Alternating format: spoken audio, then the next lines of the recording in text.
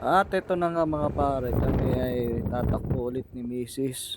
At dahil holiday ngayon, yun, marami ang tumatakbo rin. Ayan, kitang-kita nyo ba yan?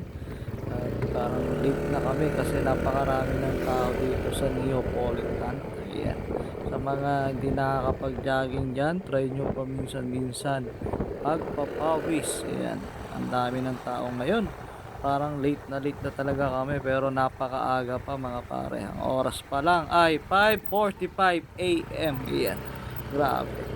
Sobrang daming tao na dito. Kaya feeling ko late na kami ni Mrs. Pero eto, hahabol pa rin kami.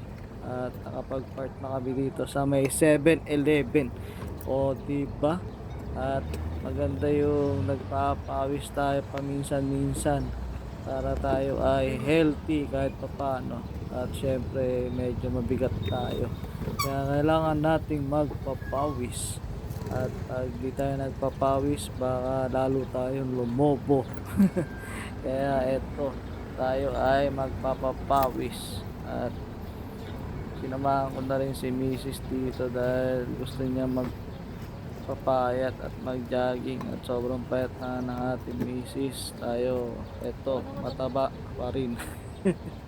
At ito na nga mga pare, matanggalin na natin yung helmet. Ayan. At masarap talagang tumakbo dito sa Neapolitan kasi marami rin talagang tumatakbo rito. At marami rin nag-exercise dito at nagsusumba. Sa mga gustong makakita ng mga nagsusumba, try nyo rito. Marami rin. At syempre, napakahalaga ng ating kalusugan. Kaya kailangan, pag may time, jogging din tayo. Alright, salamat sa mga nanood ng aking video. Bye-bye!